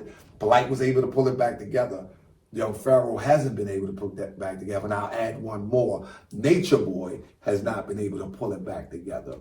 What is that distant of way of thinking or mentality that's from you held it together, you disciplined, you did something, and even though people may not agree with all that you did, but now you're just falling apart? Well, it's like a crash and burn. I think there's stages. I think that it to some degree is intentional. And I was thinking that too, but I'll let you talk. Yeah. see what happens is they say things. They always been, see, when you talk about aliens, you also, you're drawing a certain population to you. Because we like fantasy. You see what I'm saying? And those who have been the most traumatized need all sorts of fantasy. We all have some level of fantasy. Right. But there's a greater amount of fantasy that I need to cope in this world. So again, I know that people need fantasy. They need a God figure. They need a leader. They need a, and then I also tell people that the aliens are coming for them, and I have the answer. Again, and going back to that, I have the answer. I've heard these metaphysicians for years. They all had the answer. They got the special stone. We sell stones in our shop, but and there's research on stones. But these guys go extra far with telling you the stone can bring you millions of dollars and all these other things. We don't know if, like, in research show, they don't know if the stone is placebo or not. And placebo, if it works, it works. Like if you're depressed and you get this particular stone and it helps you feel better, well, there's some clinical significance that shows that, well, this person felt better. Placebo, even the stone was fake. Right. It still had the same effect. So it's a placebo effect with stones, But what I'm saying is, again, it's a fantasy. People, because you can't feel for other people, you can keep things together. At least it appears that way on the surface. Right. People that are following those lines of like what people are calling malignant narcissists, such as a Trump and all, they look very together on the surface. See, because they know how to compartmentalize their feelings, their emotions. For the most part, they really don't know how to care for anybody else per se, because I'm hurt. and I've been conditioned as a youngster for the most part to not care, because nobody was there for me. So I had to cut those emotions off, because when I was crying as a child, nobody came for me. My figure wasn't there. So at some point I learned to be cold and cut off. And now people are now tools to me. So what happens is but the problem is, underneath all of that you built up is a lot of emotions. Right. That's being covered up. Hence, when they start to when they get caught, again, the cookie jar, they don't know how to respond because they don't have emotions. The only person they have emotions for is themselves. There it is. So when you only care about yourself, what happens is you really care about yourself, so you fall apart. That's that tantrum again. Yeah, you fall apart because you care about yourself, and everybody done something to me. When you hear the young boys, when everybody did something to them, that's when you gotta really love on them and really, and people kind of build it up. Because when you in school, when you got a little rough dude, everybody kind of affirm you, the teachers even, right? They affirm you, and in some ways they support your gangsterism. Like you go to school, like the teachers be like really admiring you, and you like that attention. We gotta really hold people accountable for not continue. Look, it don't start. Look, again, let's go back to high school. If you were what's your Tito? What's your name? Tito. Tito in high school, whatever. Even though the teachers didn't want to help you, they also admired you. You better know it. You see what I'm saying? So this is what happens. See, as one of my mentors say, is we look for, if we can't do it right, everybody wants to feel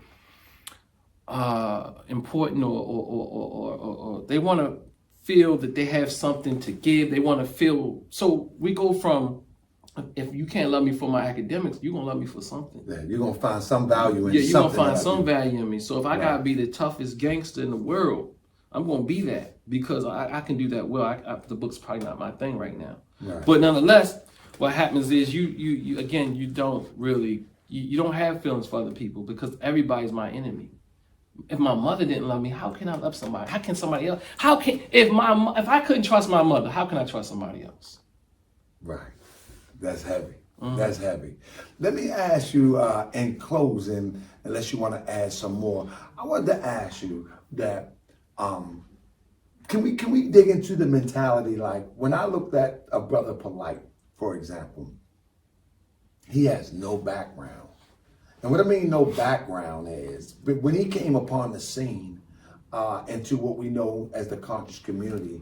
You cannot verify anything about his past as one who could be a leader in the community, yet he was able to come into the community as a leader. Meaning that before the Nubian dress, there's nothing. Before the Dr. York, being a student of Dr. York, there's nothing. You know, he said he was a gang member. There is no gang member in Brownsville that claims that he is who he say he is. But the people still was accepting and continue to accept without any type of confirmation that he is who he say he is. When you look at a person like even Enqi, and you don't have a horse in a race, but from my research, he never had any true clinical training as it relates to him calling himself a doctor, and people still accept that and will even fight you when you say, well, show and prove. You were on my show a few weeks ago, maybe a month or two ago, and you said you had called in. You're like, here's my degree right here, and I'll finish my. Well, you said, hold on, how you was being facetious, but you said, how do I know you not a fake? Yeah. So I said, okay. So I went ahead and I pulled it off the wall. Absolutely. And showed it up close. Right. For examination. Right. Yes. But we have a group that will accept without examination, people claiming to be doctors, people claiming to be, in the Moorish community, claim to be lawyers. You know what I'm saying? In the digital Moorish community. What is the mentality of our people that let these things slide? Because I don't feel like if I go to the doctors today, I will go in with the presumption that this doctor know what he's doing when he put stitches in my foot. Because I'm going into the environment, you know what I mean? I'm gonna go with the presumption. And if I ask to, well, are you really a doctor? He's able to show me. One, he's gonna have a badge on. Number two, he's gonna have his, you know what I mean, his tag, you know, his ID badge. And so with the presumption, I'm good with it. But in this community of ours that claim to be conscious, there is nothing even for us to be presumptuous about. But our people still will buy stuff, still would take advice, still would let one counsel. It's part of again, it's the same answer. It's part of the quote unquote, I'm going to use a term, call it conscious apologetics. The catechisms. You should write a book about the conscious apologetics. It's the catechisms again. It's actually when you're sitting with someone, they teach you that some will come, like Satan. In that case, anybody who now challenges the doctrine of some of these people you're speaking about, right? Because you always instill the person who's the cult leader always tell you about the naysayer. You know, the person who's it's just like, you can go into all the books even, and they tell you about even religions have it, you know, where they tell you about, well, they're going to come and tell you something else, or, you know, this or that, and they're going to prepare you for it. They prepare you to know that such and such is going to come and tell you something different. And he's the enemy. Beware of him. He's the Judas. He's a this. He's a that, you know. And then they also prepare you with, they constantly feed the Tuskegee experience or experiment to you, or that did happen, right? But they constantly feed your mind with these things, and they happen, but make it even more to a higher level than even its impact, to the degree you can't trust nobody but them, or nobody but people with this mindset. And hence, you don't question. Then people start saying, "You ain't question that white man. This is a catechism. You never question the white man. Why would you question me?" Or why? Then they'll start sharing the same information. Why would you question that brother? You never questioned the white man. You know. So these type of catechism, these type of deposits in our minds, they start kicking in when somebody comes in, Baba Ausar say something, brother, to me, and I'm like, why would you challenge him? Why would you question Obama and you ain't never questioned give me a white guy. Dick Cheney. You never question him, and it's a lie still though. Right. It's still a lie, cause you did question him, but when you're in there, you don't realize it's a lie. Just like I'm gonna give you one thing, part of the lie about economics. Oh, black people don't own businesses. I own businesses. And I'm over here in West Baltimore where there's nothing but black businesses. That's right. And then I'm in school one day with my professor. We don't own no businesses because this is the type of stuff that we've been fed in these conscious circles. We don't own nothing. We don't own anything. And we really, but literally in our minds, That's we crazy. see the black businesses, but we still say we don't own nothing, which perpetuates us not advancing the businesses. But me saying it, the teacher said to me, don't you own 3? Yes. But you know what I mean? I mean, as a whole. See, the thing is, the mind in a logical sense can know you own something, but the stuff they feeding is feeding to your emotions. Right. And when your emotions, the emotions tell a story to you, even though there's information that goes against it, but your emotions will win if you're emotionally reasoning. Right. And what happened when somebody's up on the pulpit, when somebody's up, and that's why we have to be careful. You know, people and leaders, I'm very careful that I don't want to influence you to the degree where you can't think for yourself. That's right. You see what I'm saying? But Absolutely. These people take advantage of that. And they know the sun will leave because they don't want that, but they know more will come. And plus, they're so addicted to the attention that it's not like you or me who like, look, man, why that dude, can I say something wrong? I can't be right all the time, right? That's something that I would say, like, or you would probably say, right? But no, see, I won't say that because as a malignant or a narcissistic person, what have you, what happens is all I look for is affirmation. I am on a constant hunt for affirmation.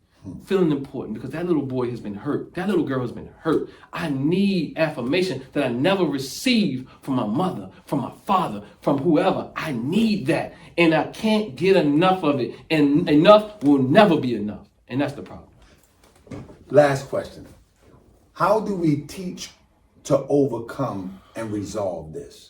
What is a practical methodology and overcoming this? Because people who watch this, maybe they have experienced something similar, witnessed something similar, and even they may be going through it at this time. They may even see themselves as the narcissist, or maybe even see themselves as the victim of the narcissist. So from both sides, what is a practical methodology to begin the healing, if you will? Well, I think that we all could use mentor. We have to identify those people who are healthy as mentors or leaders or however you want to call it. But I think first and foremost, when you've been in relationship with people who are cult-like type leaders or malignant narcissists or whatever you want to call it, abusers, plainly abusers, you I forgot where I was going. Okay, so what happens is you become addicted to that, and that's a hard withdrawal process. Okay. So what has to happen is I think there has to be some psychoeducation. You have to learn and see yourself in these patterns because they're very easy to see. So again, study narcissism, study gaslighting, study the tricks, study cults. I'm gonna give you, look at this. There's a guy named Stephen Son. He's a European gentleman, but he has created a model called the BITE model of authoritarian control. And just study that. And he talks about there's 4 areas: behavior control, information control, thought control, and emotional control. And he has all these bullet points of how to identify if you're in that situation. What we can't do is beat people out of being in those situations, because what happens is it's very counterintuitive. You can't scream to a person they're in a cult and think they're going to change. Right. Because they're already prepared for that. the more the deeper the cult, the more a person is prepared for your attack because they've been prepared for your attack. Right. You see what I'm saying? So you have to now maybe even show them other examples, or if you go directly at them, no, they all the stuff that been instilled in their emotions comes up. It's like muscle memory. You see what I'm saying, Baba? It's like, so it comes up, the catechism, all the bullet points, all the conscious apologetics come up because you're not at that point using emotional war. That becomes their defense. Yeah, and it's just defense mechanism. It's just defense after defense after defense. You can't save a person when they're in a very you can't help a person see when they're very defensive. Right. So that's why I don't debate. Some stuff is okay to believe if it's fuck. Everybody, some things you can believe can be not true. So I'm not fighting people about truth or this, that stuff. It's really how is it impacting you? Right. You see what I'm saying? So if you believe in Santa Claus, as long as it's not maladaptive, I'm okay. If you're okay with Christ and Buddhas and whatever, if you believe Ausar walked the earth, if it's serving you, I'm okay with that. But when it starts being maladaptive is when we have to now intervene in a way that is careful and understand the trauma of people. So bite model, check that out. Also, just really study narcissism, which is a real thing. But as far as for those who are those who inflict the harm, I think that they really need to be, they're not going to do it. You see what I'm saying? That's just a fact. They're not going to do it. You think they've got comfortable in that space? No, that's the only way they can operate. Okay. So they need it. So it's incumbent upon us to, and everything is on various degrees. Because I know I got a lot of brothers around me and a lot of sisters and a lot of people I work with. And everybody has a hinge. So a lot of people have a hinge because everything's on a spectrum. Everybody has some of these qualities. You see what I'm saying? Well, you know, it's not because you have one quality, it makes you toxic. You know what I'm saying? But some of us have it to an extreme level. You see what I'm saying? Like some of us are grandiose. But just because you're grandiose doesn't make you a narcissist or maladaptive or toxic or what have you, right? It's a combination of these characteristics or traits, and are you abusing them? You see what I'm saying? So we have to understand what these traits are, and we have to look into studying it in real. Oh, I'm sorry, for the narcissists. I'm sorry for those cult leaders, for those who are abusing people, for those people, they need to get under somebody. We need to hold them accountable. Yes. We need to hold them accountable, and we need to understand that they will fight because they can fight. You can't outfight them. I'm sorry, because you will run out. It's like a person who they had so much hurt and pain in their lives. Like I see young dudes who never had a mother, never had a father, never had this in their lives, and if they don't find some type of figure, they will become the next. Well, you know, on social media, I mean, this is a sidebar, but on social media now the fight is, like I said, to talk about your family, to make up stuff. You know, on social media, they done made me a sex offender. So they start making up stuff, and you know, they don't have a button to cut off. You think there's like that's extreme. I never like when I first got into YouTube, I never imagined that it will go to such extreme where I would become this figure where one could just say he's a sex offender, and you have not many people go for it, but you have a small group that like. Explain that. The shared fantasy. And I'm saying, explain what?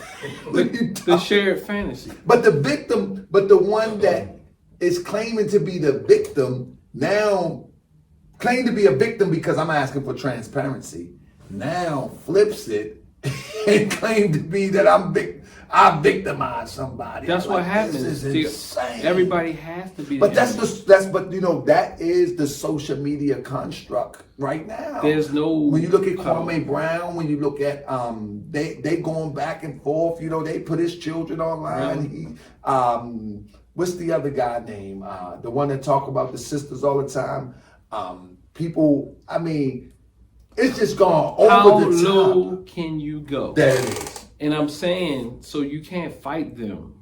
in that way completely, because they won't stop. They don't have it's like what I was saying is, it's that little dude that shouldn't have beat that dude up, the big dude right there, but because he had so much pain, that dude could have thrown him on the ground and kept on the ground, but he had so much anger and so much rage that he ain't gonna lose. That big dude gonna come down, right? Because he will not stop. He will not stop because he's so hurt. He has so much pain. I've worked with so many brothers that say, I'm just, what was that, Bernie Mac? I wish I would. Mm-hmm. And that's the mentality. I'm just looking for somebody to put this smoke through. Mm-hmm. I'm looking for somebody to shoot my trauma through. I'm looking for somebody to destabilize. And that makes me feel good. And even this is one of the reasons, when you're really narcissistic, there's no bad media. It's all good. I really want the media to love me, but to some degree they can hate me, and that still feels good because I'm important enough for you to continue to talk about me. Keep talking, nigger. You know that word they say. Right. Keep talking. They like it. They love it. You will run out before they will run out. They don't have a stop button. It's just fueling them. Right. I'm that important. And they say, look at my headlines. Look at your name all in the headline. Look. Yeah. Do you actually at the Holistic Center? You come in at your Holistic Center. You come. That's my wife. You come in, honey. At your Let me wait till she shut the door. You good? We about to wrap up in 1 second. At your just shut the door so it don't be in a. I'm gonna edit this part out. At your Holistic Center, do you provide services for the community where they can come in, and what would it take for one that wanted to get some holistic healing and some of your training on how to overcome narcissists or how to overcome being a narcissist, if they would even show up? What is the process of that? People show up with these traits, right? And again, we're talking about what they call subclinical levels, right? Right. They go to extreme where you see some of the people who become gods. It ain't too much you can help them per se. Right. They like to that level where it's probably clinical at that time. Where they come in, they're looking for the time. They'll come in and act like you the best therapist in the world, but they're looking, they're asking for information so they can now bury you. You see what I'm saying? Because they're going to make you feel good. It happens in all relationships. They come in and what they call love bomb you, and after they love bomb you, then they start to get all this information and make you vulnerable. They're never vulnerable though. Right. They give you little stuff, but you'll realize they never say anything about themselves much. But then they never divulge per se as much. And if they do, they make you feel sorry for them. So it's different types of ways of doing it. You feel so sorry for the person that you would almost get up at midnight and 3 a.m. and all types of times, just do everything for that little boy or little girl that's inside them. They feel like the world has done something so bad to them that they make everybody feel sorry for them. So what we do have men's groups. We have circles. And a lot of the brothers, to some degree, they have that. And we call it out. The little boy. We call out the little narcissistic tendencies. So that they can this is when the little boy's kicking in. Dr. Naim Akbar spoke about. It's kicking in. And then again, where I was going at before is that you really need to be under some real long-term mentorship, because personalities are very rigid, a very rigid construct. They don't just change. And you won't change to a totally different person. You just have to now learn to manage all of that stuff inside you. We all have you got Tito in you still. You see what I'm saying? Yeah. We all got that stuff still in us. We have to now find some way to manage that. That's why I say that you have to be under somebody, because the reality is sometimes they don't know right from wrong.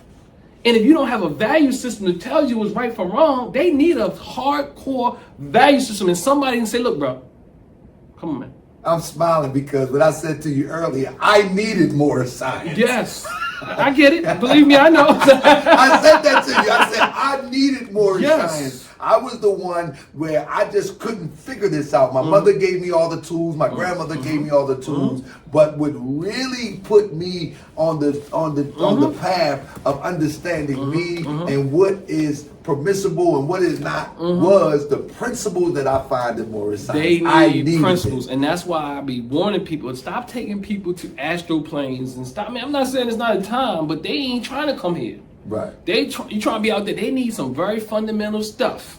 That's wrong, that's right. And they still gotta keep thinking about it, because their body tell them to do something else. But you gotta challenge, oh, is that wrong? And then sometimes they gotta call you up, like, yo, I mean, people call me up.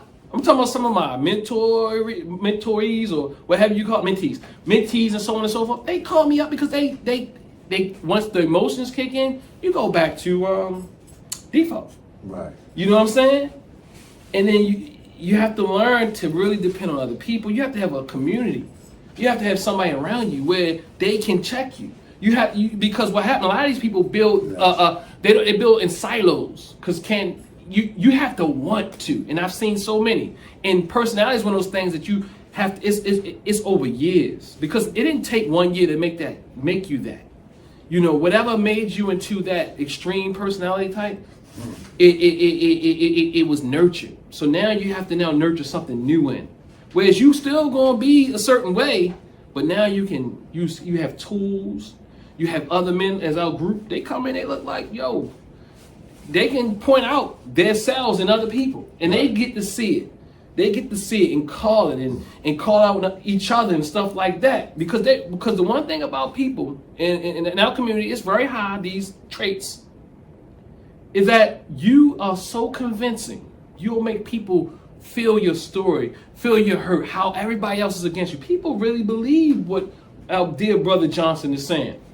People really believe what the Polight said. They really believe all this, and everybody's doing something to me, and it's not me, and it's them, and it's all of that. And they know how to bring you in to feel like everybody's done something to me. It's like that child, this oppositional defiant, where every authority figure is a problem. That's what they need, a damn authority figure. Right. They need somebody to say, yo, chill, man. What would it take for someone to come off the streets and come into your holistic center and say, I need some help? Is it expensive? How does that work? Well, most people, they don't got no money, can use insurance, right? Can get insurance, right? They can get Medicaid. Yeah, what I'm trying to do is I'm trying to let people know that the help is available. Yeah. And you look like them. You're from where they're from. As we started off at the beginning of this interview, you are from this area, right? From another area. And we will work with them, regardless, especially in our circle, in our groups.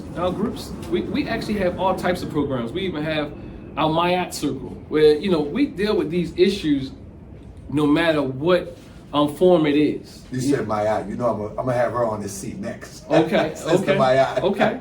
Go ahead, brother. So we have our Mayat circle of enlightenment, where we deal with all these traumas, all these ills, which many would say, and I would argue too, that it's heightened in our community due to the oppression that we experience here in America.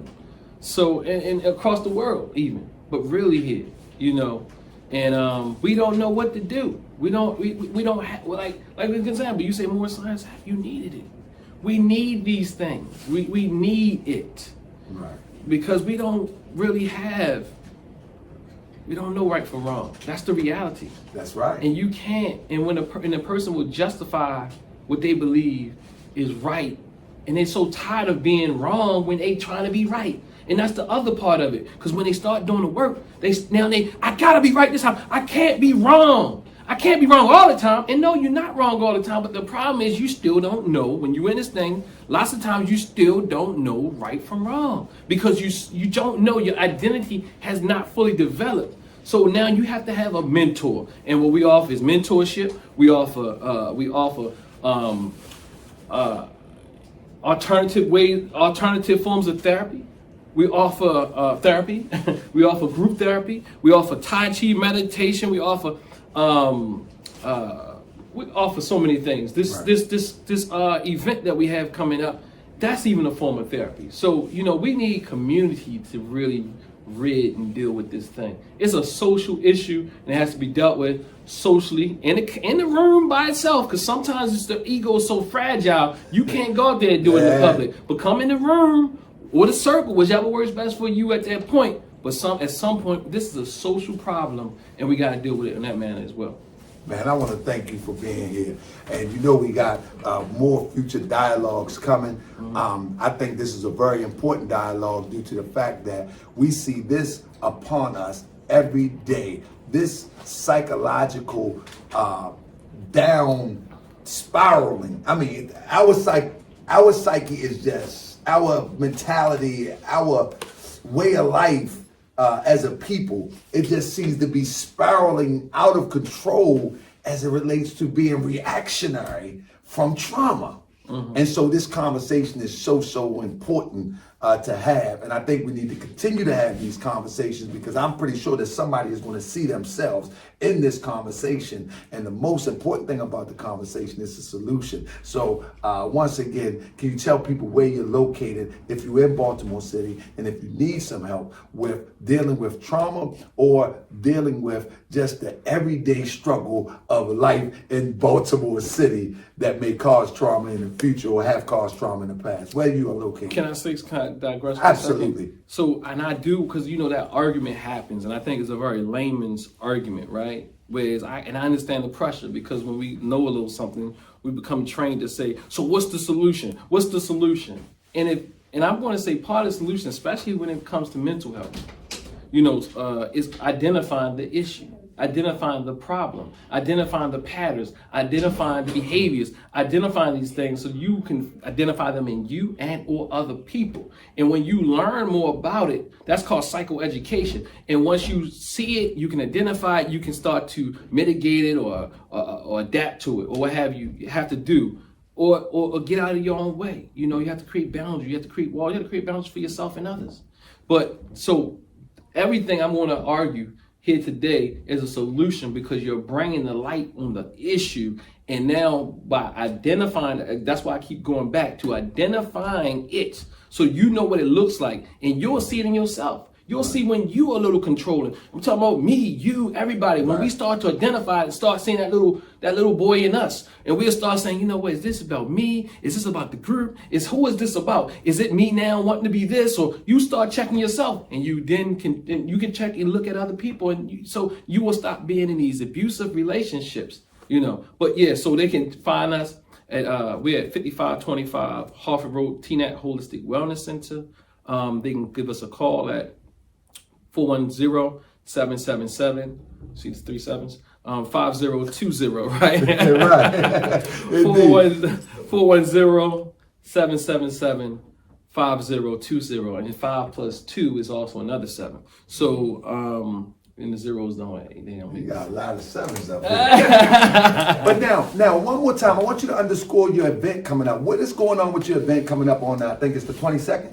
The 22nd of April, we're having what we're calling soulful sounds and soulful cuisine. We're having K's Caribbean Kitchen, which is one of the best kitchens from Caribbean. Is my wife, and she cooks really well. Anything, all diets accepted. Besides, if you are, what is it called? Where you don't cook your food. No, A raw vegan. You're raw vegan. No, but everybody else, you can come and get something from vegan, strict vegan, to if you eat meat. The food is going to be really good. Caribbean. My wife's from Jamaica. Camille, my wife. Shout out. And then also we having the Soulful Sounds of Conjure Collective. Is a group that a brother we know named Jada Bashi, and it's a collective where they. Is this an adult event, a family event, adult children? What kind of event is this? All of our events are typically open for everyone. Mm-hmm. This is at night. This is probably, all our events are community events, but it's no drinking or nothing like that. Right.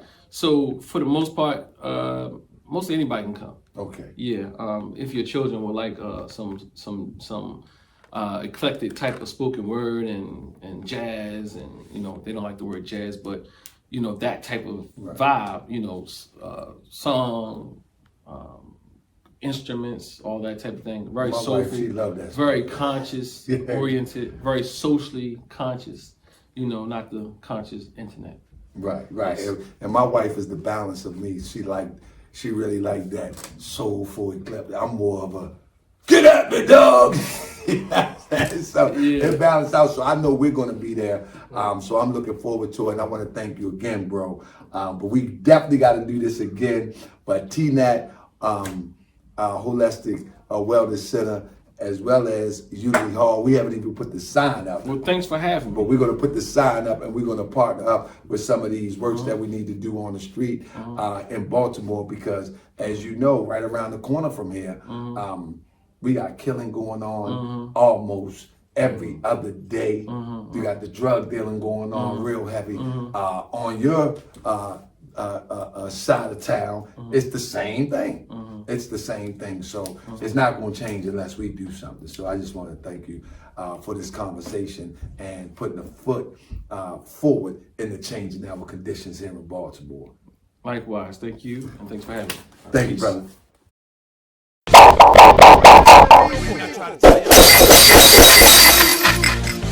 Nobody like to listen. Didn't I try to tell y'all? I'm the king of this YouTube. Ain't worried about you, dudes. Ain't nothing that you do to make me care. But I pray to Allah, you don't take me there. See, I'm the type to get in front this mic and sacrifice. Alright, you the type to get in front the mic and hope you get some likes. I used to back the thing, then go bang bang and boom. My brain cells is a fully armed army platoon, and y'all some cartoons, coons and balloons. You wanna meet on IG? I prefer high noon. I'm a quick draw McGraw, standing on that floor. It's I, self, Lord, and Master. Family, I'm here with one one of the greats, one of the newest greats, You better pay attention. Brother Humble Bay. The lines, I'm the man still standing. Kill them haters single-handed. Had them fighting each other with every punch I landed. Cut the head off the snake.